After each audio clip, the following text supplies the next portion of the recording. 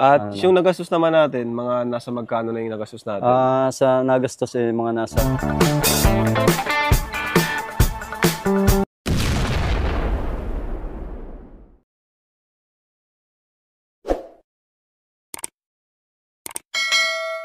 Good morning mga kalingap!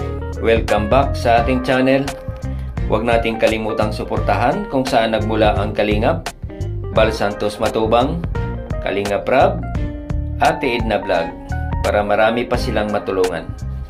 At ito mga kalingap, papakita namin sa iyo update sa bahay nila Carla. Sobrang ganda po at napapawaw po talaga kayo. So ayan. Tadan!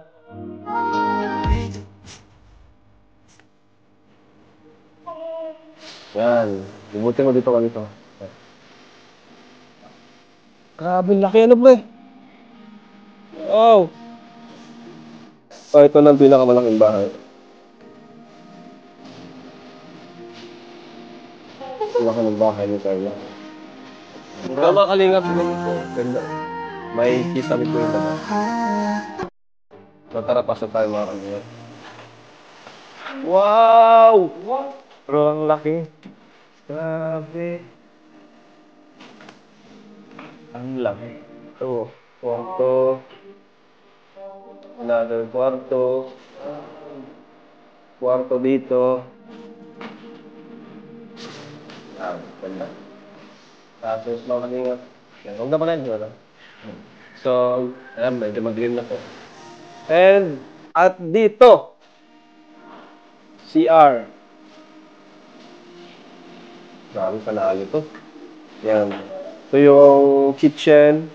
Tapos dito siguro yung oven. Yung sabi, no? Tapos rep. Di ko alam. Bahala na po. Sila Supermac yan. So, yan. Ganda. Grabe. Ang laki.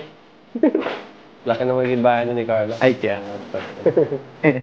At yung nagastos naman natin, mga nasa magkano na yung nagastos natin? Sa nagastos mga nasa 600 plus. 600 plus. Kung kukumpute natin, halimbawa yung, di ba, ilang weeks na tayo? Mga 6? Mga 6 weeks. 6 weeks na tayo. So 30K. Hindi, napasahod ako kada week, nasa 30K, no? Kulang-kulang, minsan lampas. O 30K times 6. Mga 180. 180.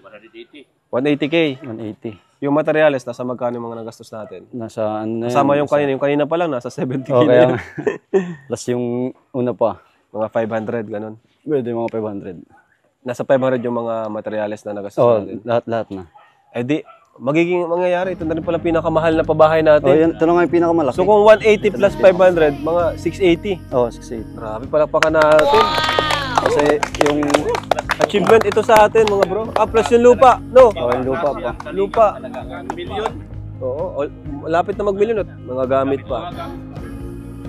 Nakakatawa. Ito pa nga bintana, oh. Wala pa yung bintana. Wala pa yung bintana. Mahal din yung bintana.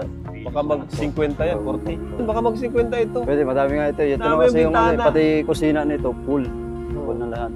Yung kay Andoy kasi, ito lang kabahayan, walang extend. Saan ang kwarto niyo, Papa Joms?